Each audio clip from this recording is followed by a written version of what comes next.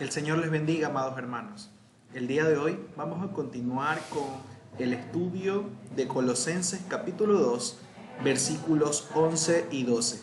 Me gustaría que podamos orar al Señor y rogar sabiduría por parte del Espíritu Santo para que podamos tener este estudio. Amado Señor, gracias Padre por tu bondad, tu amor, tu misericordia, Señor. Gracias porque hoy nos permites venir a las Escrituras y poder conocer un poco más de tu verdad, Señor. Bendícenos y permítenos, Señor, poder encontrar, Señor, tu verdad y poder, Señor, discernir lo que tienes para nosotros para ponerlo en práctica, Dios. Espíritu Santo de Dios, toma el control de nuestros corazones, toma el control de nuestras vidas y danos sabiduría, Señor. En el nombre poderoso de Jesús, rogamos que sea usted transformando nuestros corazones a través de este mensaje, Dios. Y que sea usted hablando a nosotros, Señor. Que no sea palabra de hombre, Señor, sino sea usted tocando nuestros corazones. En el poderoso nombre de Jesús, le damos gracias, Señor. Amén y amén. El día de hoy vamos a estar analizando y estudiando los versículos 11 y 12 que están en el capítulo 2 de la carta que escribe Pablo a los colosenses, que dicen lo siguiente: en él también fuisteis circuncidados con circuncisión no hecha a mano, al echar de vosotros el cuerpo pecaminoso carnal en la circuncisión de Cristo, sepultados con él en el bautismo, en el cual fuisteis también resucitados con él, mediante la fe en el poder de Dios que le levantó de los muertos. Vemos ahora cómo Pablo, escribiendo a los colosenses que eran gentiles convertidos al cristianismo, y les hace énfasis en un tema que no conocían, no practicaban y que hasta cierto punto se cree que habían recibido una enseñanza transgiversada o cambiada. Y este tema, el cual aborda Pablo acá, es la circuncisión. En el versículo 11, Pablo toca este tema de la circuncisión para dejar en claro su significado. En este contexto debemos saber que los colosenses tal vez habían sido influenciados por judíos que se los consideraba judaizantes, judíos que se habían convertido al cristianismo. Sin embargo, siempre estaban haciendo énfasis en que los gentiles convertidos debían practicar la ley que se les había sido dada también a los judíos. Entonces Pablo aborda este tema que ya es conocido por nosotros en el Antiguo Testamento, y habla acerca de la señal de un pacto. En Génesis capítulo 17, versículos 9 al 14, dice lo siguiente: entonces Dios le dijo a Abraham: es tu responsabilidad obedecer las condiciones del pacto. Tanto tú como todos los descendientes tendrán esta responsabilidad de por vida. Este es el pacto que tú y tus descendientes deben cumplir. Todo varón entre ustedes debe ser circuncidado. Debes cortar la carne del prepucio como señal del pacto entre tú y yo, de generación en generación. Todo varón debe ser circuncidado al 8º día de su nacimiento. Esto incluye no solamente a los miembros de tu familia, sino también a los siervos nacidos en tu casa y a los siervos extranjeros que hayas comprado. Todos deben ser circuncidados. Llevarán en su cuerpo la marca de mi pacto eterno.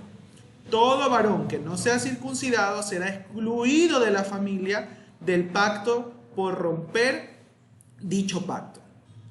Entonces vemos cómo Dios establece un pacto con Abraham y le dice que la señal de este pacto es que todos los niños recién nacidos al 8º día debían ser circuncidados. Y esta era la señal de este pacto que Dios había hecho con Abraham, por lo que a Abraham le había de nacer una generación que iba a ser constituido como el pueblo de Dios e iba a recibir todas las bendiciones que Dios le había prometido a Abraham.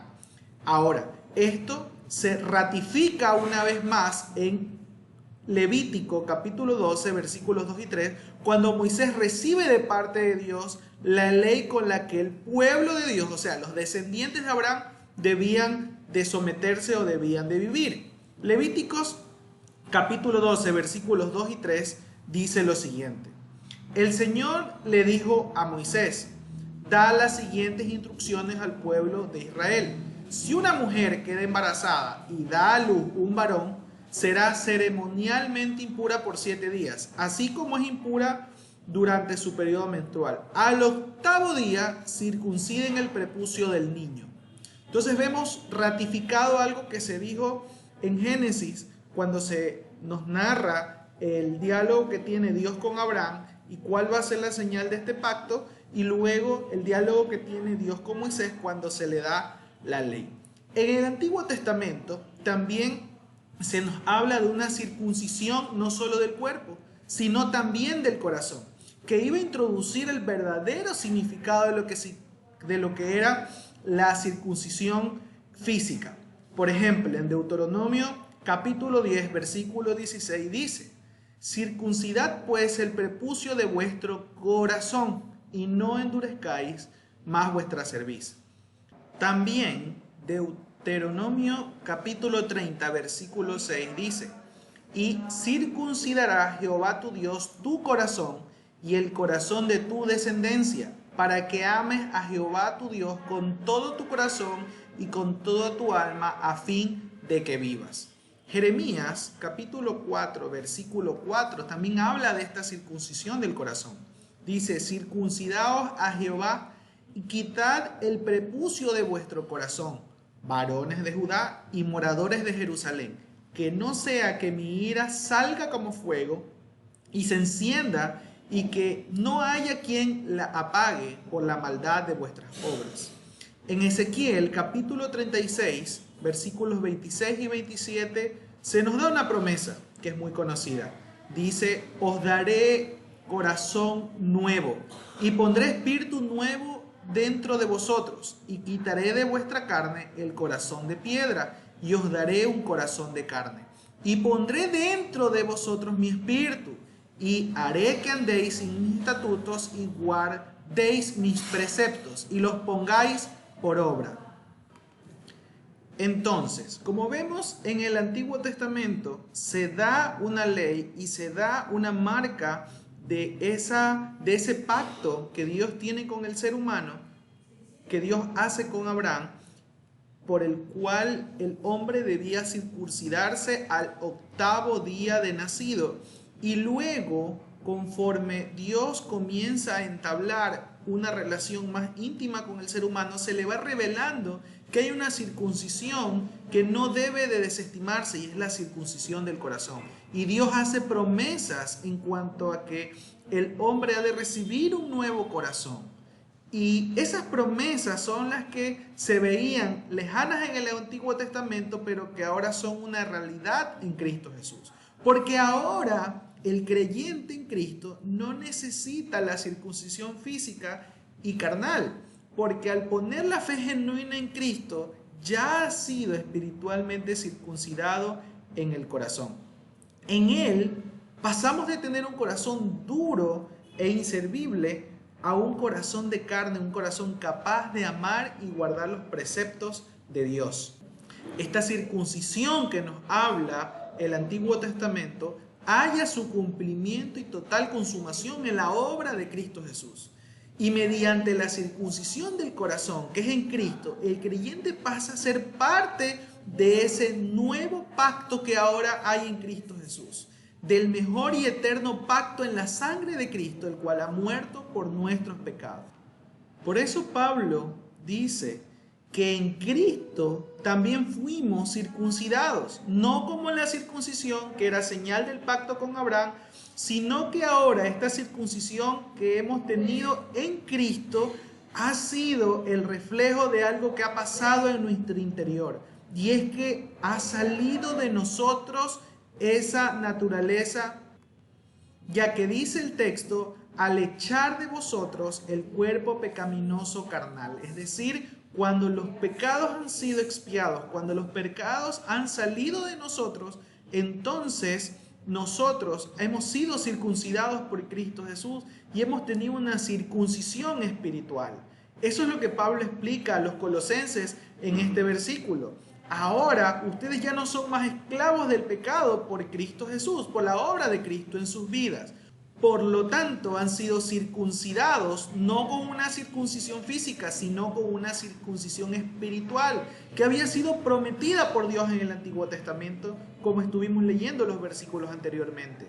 Hemos de tener una nueva vida, un nuevo corazón, y esto nos habla de ese nuevo nacimiento, por el cual Cristo decía que podemos llegar mediante el arrepentimiento, la fe y la convicción absoluta de su obra poderosa.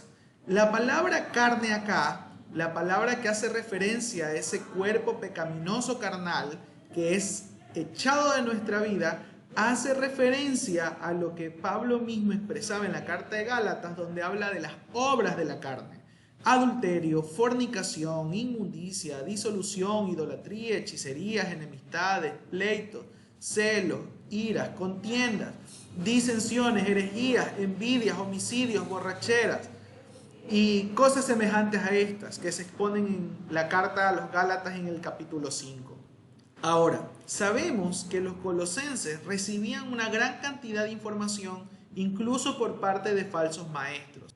Y ellos exponían ideas erróneas acerca de quién era Cristo, pero también introducían los judíos que se habían convertido al cristianismo ideas acerca de cómo debía practicarse el cristianismo y la ley a la par, creyendo que prácticas como la circuncisión podían volver más santo al nuevo cristiano. Es decir, que podían mejorar su relación con Dios si estos nuevos convertidos, estos gentiles incircuncisos, practicaban la circuncisión igual que los judíos. Pero Pablo les deja muy en claro de que ellos ya fueron circuncidados cuando se arrepintieron y creyeron en Cristo Jesús. Porque en ese momento echaron de sus vidas el pecado y esta circuncisión fue efectuada por el mismo Cristo de manera espiritual. Pablo estaba hablando de la conversión de estos gentiles al cristianismo, esa conversión real, genuina y verdadera en Cristo que todos pasamos. Esa conversión era esa circuncisión interna del corazón que nos habla el Antiguo Testamento, por las cuales ellos entraron a la bendición del nuevo pacto, del pacto que tenemos con Dios a través de Cristo Jesús. Ahora, una vez explicado esto, vamos al versículo 12 donde se nos dice: sepultados con Él en el bautismo, en el cual fuisteis también resucitados con Él mediante la fe en el poder de Dios que lo levantó de los muertos. Entonces, en el versículo 12, Pablo habla nuevamente de esa conversión al hablar del bautismo, ya que el bautismo tipifica la muerte y sepultura de una vida de pecado y el nuevo nacimiento para una nueva vida que agrada al Señor. Entonces Pablo lo que está diciendo en resumen es: los cristianos ya no necesitan ser circuncidados físicamente, ya que en Cristo ellos lo que necesitan es ser bautizados, es decir, morir al pecado y volver a vivir ahora para una vida que agrade a Cristo Jesús. La circuncisión no es importante, lo que es importante es la circuncisión espiritual, dice Pablo acá. Ya no es necesaria esa circuncisión física que se practicaba a los niños al 8º día. Ni siquiera para los gentiles incircuncisos era necesaria esta práctica, ya que lo que era verdaderamente importante es que ellos vivan esa circuncisión espiritual que Jesús practica en la vida de todo aquel que pone su fe en Él. Lo que está diciendo Pablo acá es que si queremos una ceremonia que muestre esa transformación espiritual en nuestra vida, entonces practiquemos lo que Jesús nos dejó, no solamente como ejemplo, sino que nos mandó a hacer, y es acerca del bautismo. Entonces, en la actualidad, nosotros ya no practicamos la circuncisión física, sino que vivimos una circuncisión espiritual cuando hemos puesto nuestra fe en Cristo Jesús, pero esa transformación del corazón se hace evidente en un bautismo que sí es físico y que muestra eso que está pasando en nuestros corazones o ha pasado en nuestros corazones. El morir a una vida de pecado para volver a nacer a una vida nueva que está totalmente rendida a los pies de nuestro Salvador, que es Cristo el que nos ha redimido de nuestros pecados. Cuando ocurre un bautismo sincero, entonces se muestra que una verdadera circuncisión del corazón ha tomado lugar en nuestra vida.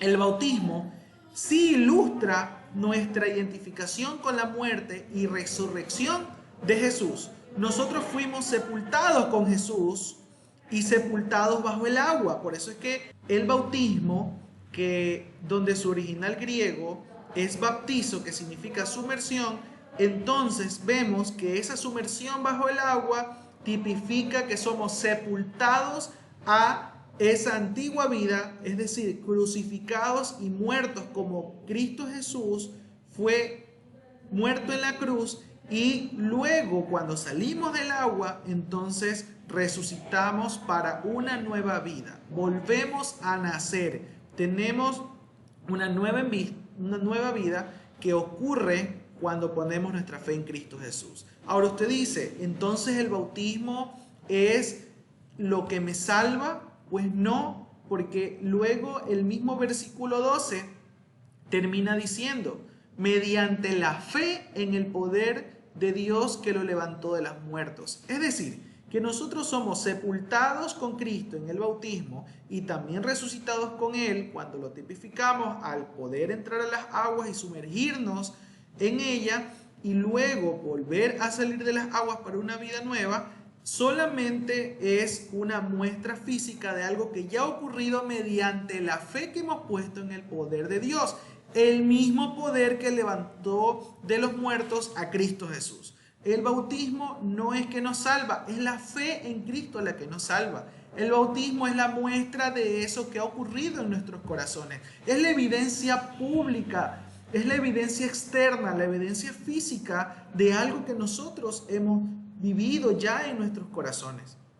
Por eso una persona que ha creído en Cristo Jesús y que ha puesto toda su fe en el Señor y ha dejado a un lado toda su vida pasada llena de pecados y ahora le ha pedido a Cristo que le dé una vida nueva y ha obtenido un nuevo corazón por parte de Cristo Jesús por medio de la fe, entonces esta persona puede ser bautizada habiendo entendido las bases de la fe y habiendo vivido y dado muestra de esa fe genuina en Cristo Jesús, puede tipificar, puede simbolizar externamente y públicamente esa muerte y nueva vida en Cristo mediante la inmersión en el agua, que es lo que nosotros conocemos como bautizo.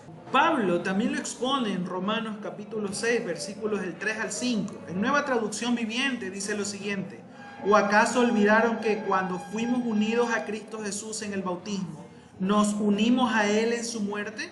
Pues hemos muerto y fuimos sepultados con Cristo mediante el bautismo. Y tal como Cristo fue levantado de los muertos por el poder glorioso del Padre, ahora nosotros también podemos vivir una vida nueva. Dado que fuimos unidos a Él en su muerte, también seremos resucitados como Él. Entonces, cuando nosotros creemos en Cristo Jesús, colocamos nuestra fe en Él y renunciamos a nuestra vida de pecado, entonces estamos unidos a Él en su muerte. No solamente porque hemos creído que Él murió por nuestros pecados, sino porque estamos muriendo literalmente a esa esclavitud que teníamos con el pecado. Y ahora Jesucristo, a través de la resurrección que se ha dado mediante el poder de Dios mismo, nosotros experimentamos dicho poder al nacer nuevamente. Entonces, ahora el bautismo ilustra claramente cómo nos unimos a Cristo en su muerte y cómo nos unimos también a su resurrección, porque ahora volvemos a tener una vida que agrada al Señor, tenemos una vida nueva y resucitamos por el mismo poder que ha traído de los muertos a Cristo Jesús y lo ha resucitado. A nosotros ese mismo poder hace y nos permite tener una vida como hijos de Dios y una vida que pueda agradar a Dios con un nuevo corazón. Y esa es la circuncisión espiritual que hace Cristo Jesús en nuestros corazones, la conversión genuina de nuestras almas. Mediante el bautismo, y es importante lo que Pablo menciona acerca del poder de Dios que levantó de los muertos a Cristo Jesús, porque entonces sabemos que lo que ocurre en la vida de todo ser humano que pone su fe en Cristo Jesús, deja su pecado, se arrepiente de corazón y vuelve a tener una vida nueva, es producto del poder de Dios. no es producto del poder del ser humano, ni de la persuasión del evangelista o del predicador que expone el evangelio, sino el poder de Dios para salvación de todo ser humano. Es el mismo poder que resucitó a Cristo de entre los muertos. Y el bautismo simboliza aquello, simboliza externamente lo que ha ocurrido internamente en nuestro corazón. Esa circuncisión interna espiritual del corazón que ha ocurrido en nosotros por Cristo Jesús es lo que se tipifica cuando en el bautismo morimos para una vida de pecado y resucitamos para una vida nueva en Cristo Jesús.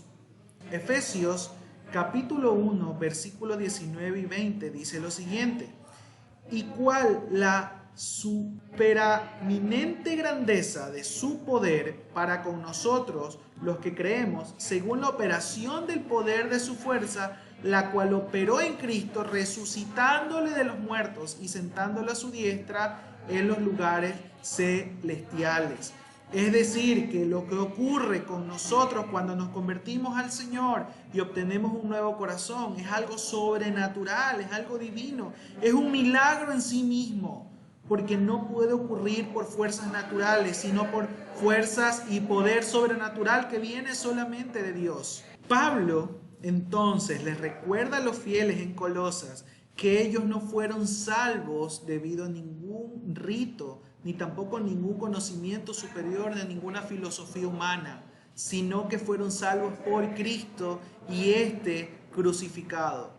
Y fueron salvos por la muerte de Cristo Jesús en la cruz, en la cual nosotros participamos con Él, y ese mismo Cristo que ha sido crucificado también ha resucitado. Y el poder de la resurrección está en nosotros cuando nacemos y cuando tenemos una nueva vida, una vida lejana del pecado y una vida ahora que glorifica a Dios en todo. Y esto nos enseña mucho a nosotros, así como Pablo quiso dar un mensaje a los colosenses, a los fieles de Colosas. Nos enseña a nosotros que no hay ritual religioso que pueda salvarnos. No hay algo físicamente que provoque nuestra salvación, sino que es la fe en el poder de Dios. Ese poder que llevó a Cristo Jesús y lo mantuvo en la cruz y luego lo resucitó. Ese mismo poder es el que actúa en nosotros para poder volver a nacer. Entonces ahora nosotros debemos dar gracias a Dios porque la obra regeneradora en nosotros no es producto de ningún ritual religioso, sino producto de la obra sobrenatural de Dios en nosotros. Y esta obra sobrenatural de Dios en nosotros se da cuando ponemos nuestra fe en Él. Toda nuestra vida la entregamos a Él. Solamente cuando nosotros aprendemos a depositarnos por completo en alma, cuerpo, vida, corazón, entonces Él viene a nosotros y nos da una vida nueva, haciendo un milagro sobrenatural del cual nosotros tenemos que dar gracias constantemente, del cual nosotros tenemos que también testificar, del cual nosotros ahora estamos llamados a proclamar y estamos llamados a poder mostrar a otros esa obra sobrenatural que ha pasado en nosotros. Porque sería egoísta de nuestra parte vivir un milagro del Señor y saber que otros lo pueden vivir y quedarnos callados. Si sabemos ahora entonces que podemos ser parte de ese nuevo pacto por la fe en Cristo Jesús y que esa circuncisión que fue la antesala de lo que habría de venir, que era la circuncisión del corazón mediante Cristo Jesús, y que ahora nosotros vivimos y mostramos externamente por el bautizo, lo pueden vivir también las personas que no conocen del Señor. Lo pueden vivir el pecador, la prostituta, el ladrón, el mentiroso.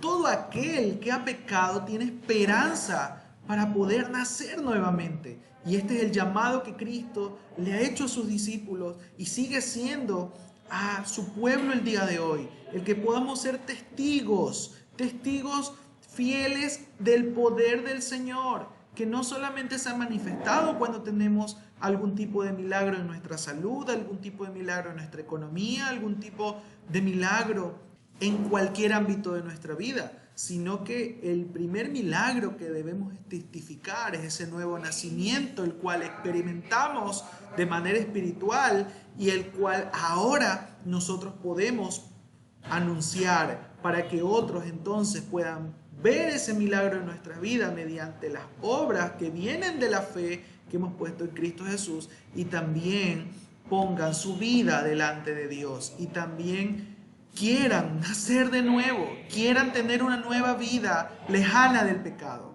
Este es nuestro llamado, esta es nuestra convicción y esta es la fe que predicamos. Lo que Pablo expresa acá es necesario que nosotros también lo sepamos y lo vivamos.